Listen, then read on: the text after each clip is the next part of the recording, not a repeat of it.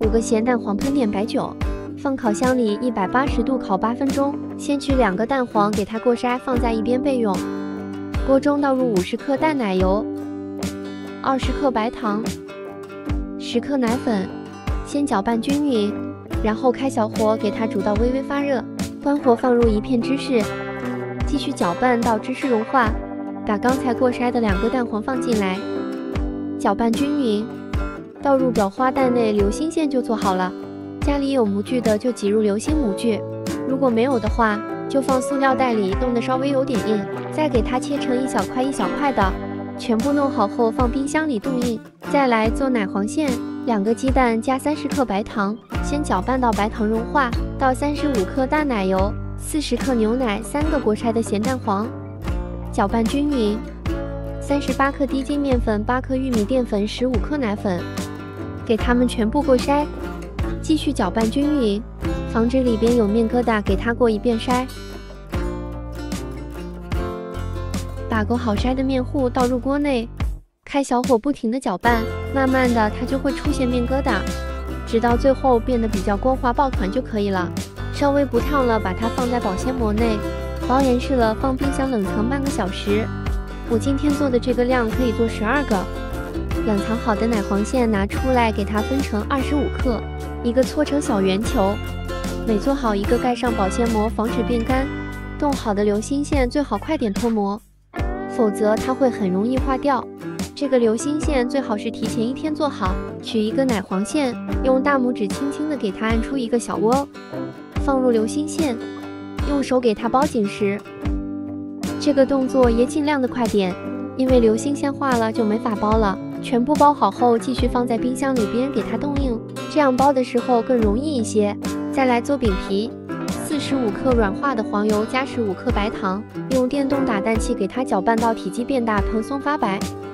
再加入30克玉米糖浆，如果没有就用蜂蜜代替，不用白糖，因为蜂蜜比较甜。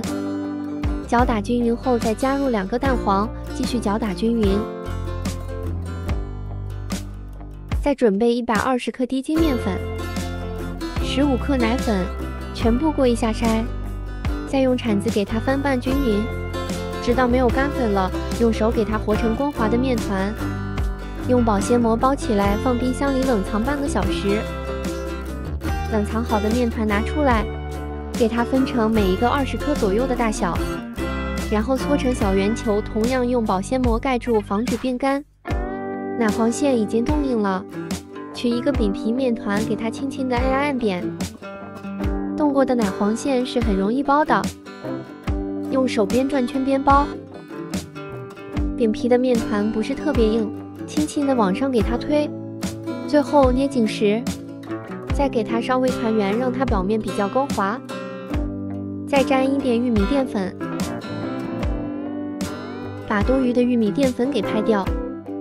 取一个月饼模具，把包好的月饼放进去，底部用手轻轻的按压一下，再扣过去，用手使劲按压，轻轻的把它推出来。做好的月饼生坯要放在冰箱里冷冻4个小时，防止它烤的时候塌腰。